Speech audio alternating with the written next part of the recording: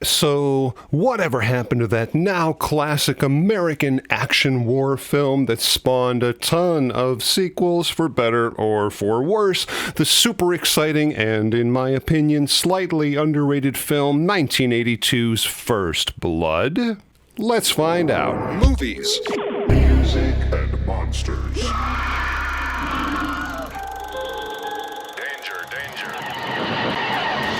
Hey my friends, Dan Monroe here, talking about movies, music, and monsters. Oh boy, First Blood. I certainly remember seeing this film quite a bit back in the day, not in the theaters, unfortunately. Cable, mostly, where it ran on a fairly regular basis, and even though I was overly infatuated with the sci-fi stuff like Star Wars and Planet of the Apes, there was definitely something about this film that just, I don't know, struck home for me. I certainly remember running around the woods near the back of my house with a rag tied around my head and a toy machine gun in one hand and what my buddy John used to call my cheap ass Rambo knife.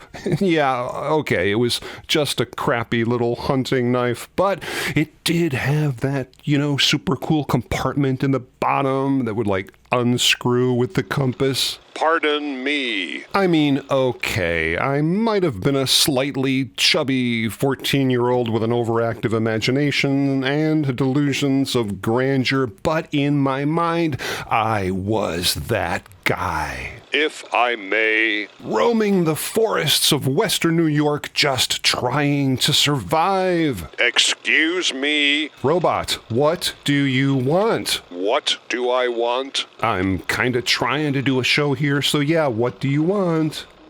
I want what they want, and every other guy who came over here and spilled his guts once.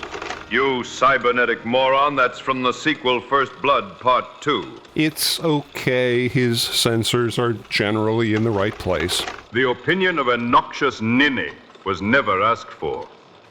Bite me. Anyway, for those of you who have never seen First Blood, the very first Rambo film, it's essentially the story of United States Army Vietnam War veteran John Rambo discovering that he is now the last surviving member of his outfit who, after arriving in a small town in Washington state, ironically named Hope, is unnecessarily shoved just a bit too far by a local sheriff, pushing him over the edge, and I mean way over the edge, beginning a downward spiral resulting in tons of super cool action and some of the very best dramatic moments I've ever seen in an action film. And don't forget one thing. What's that? A good supply of body bags. Right. So, way back in 1972, Lawrence Tuerman at Columbia Pictures bought the rights to the novel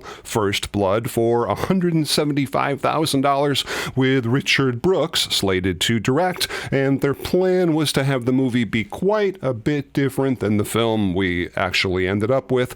The sheriff was really way more sympathetic than he was in the novel, in the end ordering his men to drop their guns to try to reason with Rambo, who would have then been fatally shot by an unknown assailant. Brooks planned to start shooting in New Mexico in December of 1972, but eventually the entire project was just dropped because the Vietnam War was still going on at the time. Then, eventually, the rights were purchased by Warner Brothers for about $125,000, and prior to the final cast being put in place, there were a ton of other actors considered for the role of Rambo: Robert De Niro, Clint Eastwood, Al Pacino, John Travolta, Steve McQueen, Paul Newman, Burt Reynolds, and even Robert Redford. And in this early version, Colonel Troutman was the villain of the film, which ended up with both Rambo and the sheriff being killed. Eventually, two writers named William Sackheim and Michael Cazal turned out a screenplay that was essentially the same story that we ended up with.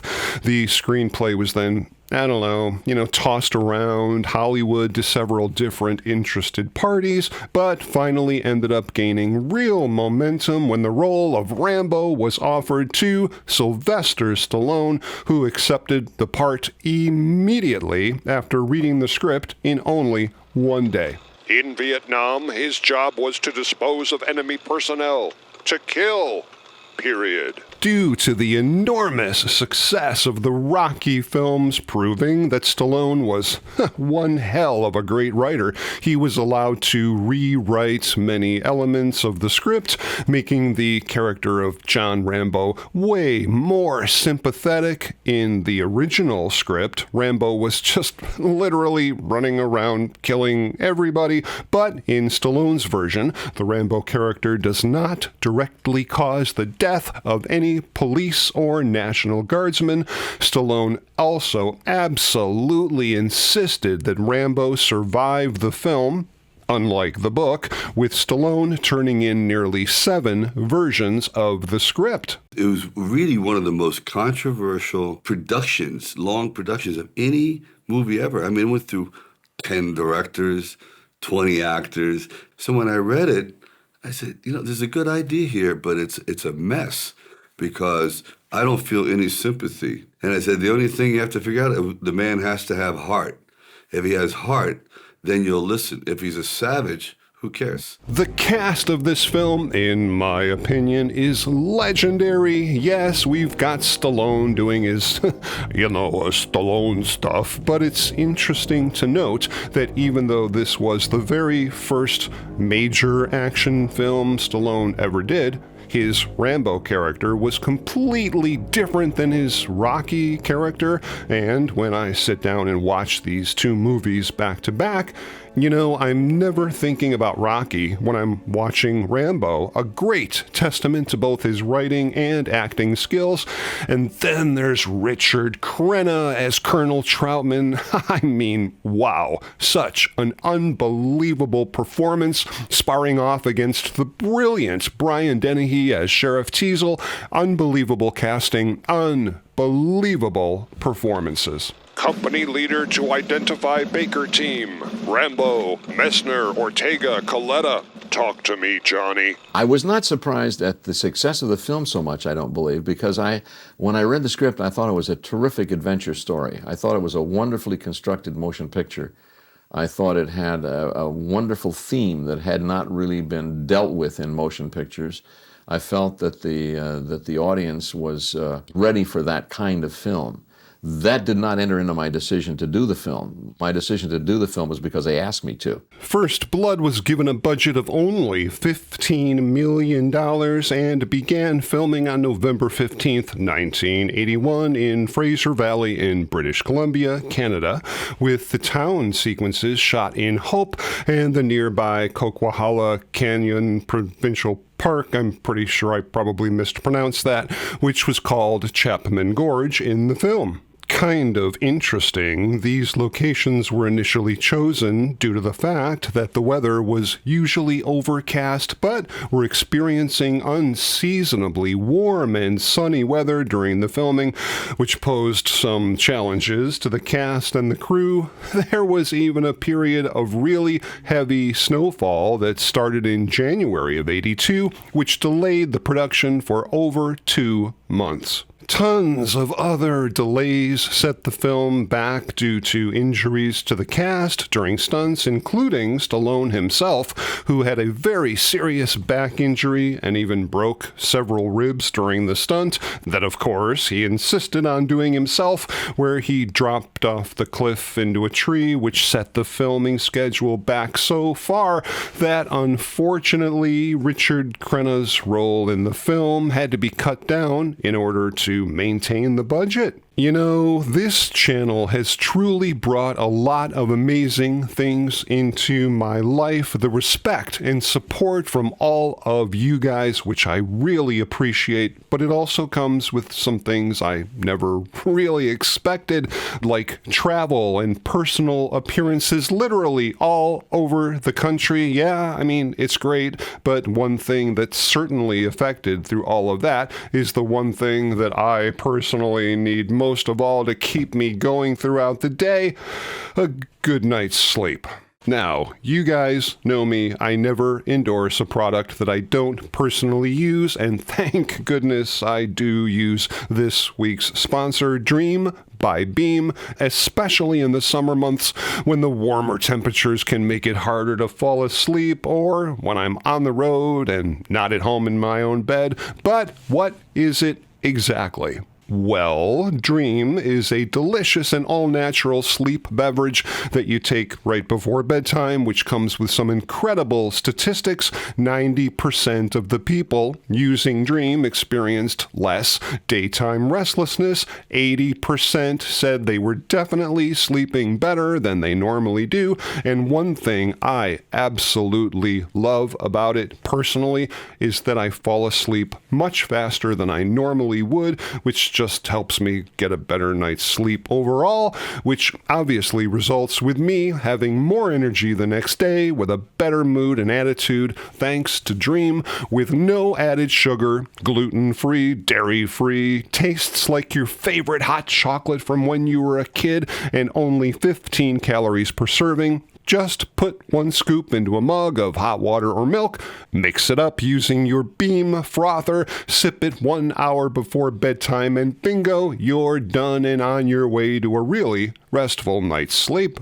And what better time than right now? You can save 40% off everything on their website right up until January 11th for their summer sale by visiting shopbeam.com/Monroe and using the code Monroe. Easier yet, just click the link in the description to get not only the best sleep of your life, but also a free frother, a $14.99 value, free shipping, and the option to pause or cancel anytime. So don't go another sleepless night. Dream by Beam. Take my word for it. I've tried the other sleep aids by other companies, but Dream, like I say, it works. And you know what? It might just work for you too. Sweet dreams. And now back to First Blood. Fun fact, many of the extras seen in the film were actually local townspeople who were recently left unemployed when a nearby mill closed down, and believe me, they were more than happy to have the cast and crew there, giving them a chance to temporarily at least get some employment. Super fun, that big piece of rotten canvas that Rambo finds in the woods and cuts into that, I don't know, I'd guess you'd call it a coat, wasn't a movie prop at all, but actually a real piece of rotten canvas that the crew just found during production. And since there was only one piece, Stallone used to joke about how the canvas was to be treated as a treasured prop on the set. Super interesting. David Morrell, the guy who wrote the original book, actually stated that he prefers this film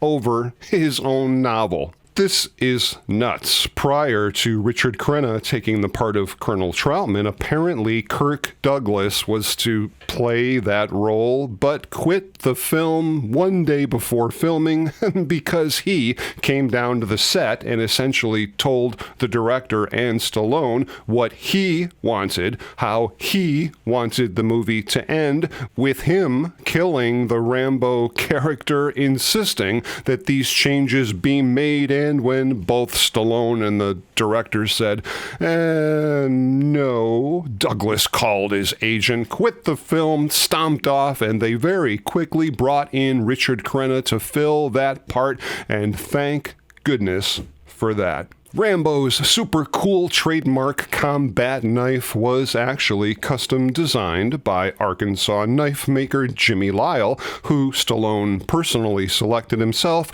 It was so popular, in fact, that it literally almost overnight popularized the cheap knockoff hollow-handled survival knives with the compasses on the end, and in all 6 different knives were created to be used during production, with slightly different updated versions being used for subsequent movies in the series. Fun fact, this is the only Rambo film in which John Rambo does not use a bow and arrow. Now, due to the fact that Canada had, and still has, extreme firearm regulations, all the guns used in the film had to be imported into the country, and get this, in January 1982, over $50,000 worth of firearms were stolen from the set, including M16 rifles, shotguns, .44 Magnums, and even though all the weapons had been modified to shoot only blanks, the Royal Canadian Mounted Police claimed that they could be easily modified back to shoot live ammunition. So, after this enormous theft happened, the entire set was guarded by the Canadian Army, whose soldiers also got to serve as extras in the film. This is bizarre, but the very first rough cut of First Blood ran over 3.5 hours long, and according to Stallone, it was so bad that it literally sickened both him and his agent to even sit down and watch it. Stallone went so far as to suggest that he should literally buy the movie and destroy it, thinking that this was simply going to be a career killer. But after some extremely heavy re-editing, the film was eventually cut down to only 93 minutes, ultimately the version we saw in the theaters at the time, with the final ending of the film shot in March 1982 after the original ending was just deemed unsatisfactory. The studio executives put together an 18-minute promotional reel to, send out to other studios looking for distributors. There were no bites at all, so a longer 55-minute reel was sent to the American film market, eventually ending up with Orion Pictures to distribute the movie. The musical score for this film is just unbelievable, composed and conducted by the legendary Jerry Goldsmith, whose theme, It's a Long Road, added a totally new dimension to the character of Rambo that we saw on screen and also featured in the sequels and the animated spin-off. Absolutely amazing. The power of music, and the complete score was finally released by Entrada in a 2-CD set along with a remastered version of the original album on November 10th, 2010. First Blood finally hit theaters and was the top of the U.S. box office for 3 weeks in a row, bringing in over $6 million in its opening weekend, which made it the best October opening of the time, ending up as a significant financial success with a total gross of $64 million, making it the 13th highest grossing film of the year, grossing over $160 million worldwide and only on a $15 million budget. Not too bad for a little action film from 1982, I can tell you that. First Blood was released on VHS, Betamax, and Laserdisc, along with a special edition DVD released in 2002, First Blood the Ultimate Edition DVD in 2004, HD DVD in 2007 in the UK, and finally a gorgeous 4K Ultra HD Blu-ray in November 2018. But what about all the costumes and props from the film? Well, there actually are some absolutely amazing props and costumes that did survive. Richard Crenna's Rambo military costume sold at an auction not too long ago for a little over $2,000. The screen-matched canvas poncho from the film sold for $76,800. And here's the big one. The original #1 hero Rambo knife from First Blood sold at a Julien's auction a few years back for a staggering $128,000. Come on, how cool is that? Okay, but what about all the sequels, remakes, and God help us, reimaginings? Well, we certainly did have a whole pile of those now, didn't we? Beginning with Rambo First Blood Part 2 in 1985, which was a clear representation of what you can do with a film when you dump a whole lot of Hollywood money into it. But you know what? I actually like that film quite a bit and still do. It's way more polished than First Blood, got some of that Hollywood blockbuster feel to it, but I think it holds up pretty well still to this day. We then got Rambo 3 in 1988, which I guess was okay. I don't really remember it all that well. Rambo in 2008, which I don't think I ever saw for whatever reason, but it obviously made a ton of money because they made another one titled Rambo Last Blood in 2019, which I really tried to get into. I really did. I gave it a couple of chances, but it was just so, I don't know, today I didn't really care for it, but I'm not going to sit here and put it down. I'm sure there's a lot of people out there that really enjoyed the film. Let's just say it wasn't necessarily my favorite Rambo knife in the drawer. First Blood was not only an incredible financial success for both Stallone and the studio, but also a highly beloved action film incorporating real depth and drama into the story, spawning multiple sequels over the years and serving as a launching off point for a whole slew of other Rambo-style movies in the 1980s and 90s, for better or for worse, including The Revenant, Predator, The Fugitive, Wind River, Cliffhanger, Uncommon Valor, Die Hard, Missing in Action, and so many more. We could be here all day, but that, my friends, is the topic of another video. I really hope you guys enjoyed that deep dive all about First Blood, and if you did, and you like this kind of stuff, please consider subscribing to the channel. I've got a whole bunch of new videos coming up really soon that I know you guys are just gonna dig. And if you'd like to help support the channel, you can always buy us a coffee. Link in the description. And please feel free to stop back anytime as we together continue the conversation on movies, music, and monsters. Movies, music, and monsters.